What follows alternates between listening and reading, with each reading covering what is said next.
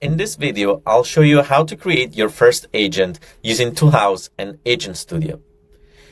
The agent we're going to create is an agent that gets the contents of an email and determines whether or not it should be moved to an archive. We're going to do this using Agent Studio in Toolhouse.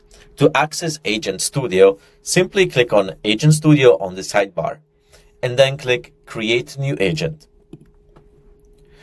You will be brought to Agent Studio, which is the environment where you're going to be able to create your agent. The main area is going to be the prompt area, where you're going to describe the task the agent should be able to perform. We're going to type the prompt. In this case, I prepared a prompt. As you can see, you can drag and resize the prompt window and make it yours. In this prompt, I ask the agent to read an email and determine it should be archived based on certain rules.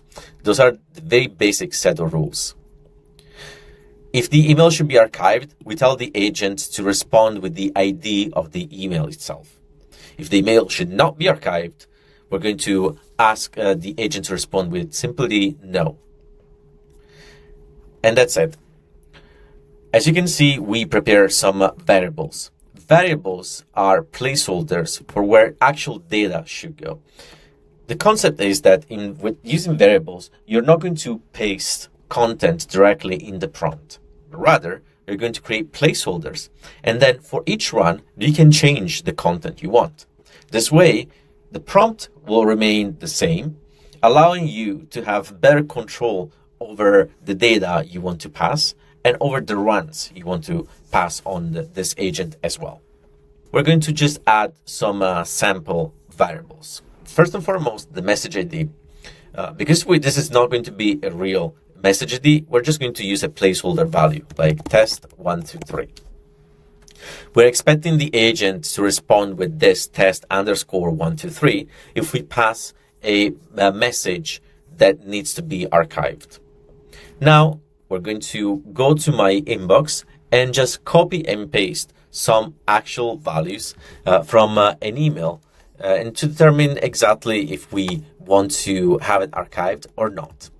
So, for example, I'm going to take this subject and I'm going to add this body.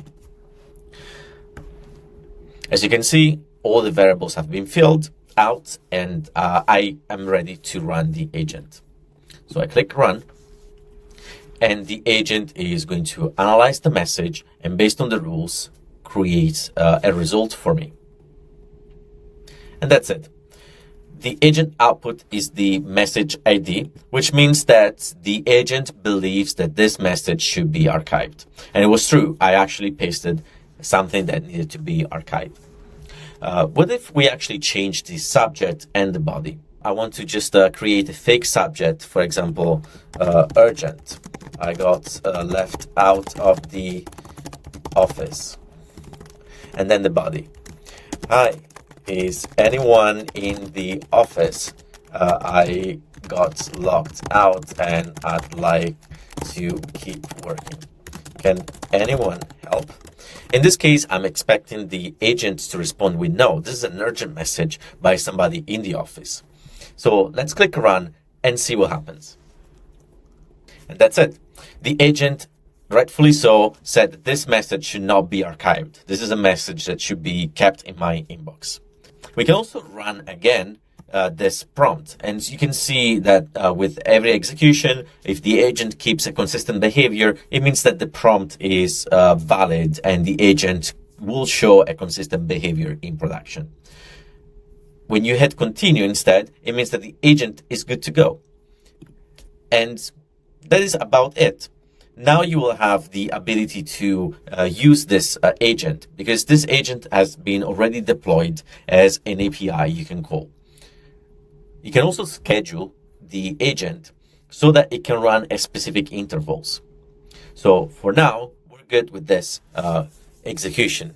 So all we have to do is to copy this curl request or just integrate this into our code using things like fetch in JavaScript or the request library in Python. It's that easy. Once you're done, you'll be brought back into the list of agents, and now you will have this new agent that's ready to be used. And that was your first agent created with Toolhouse.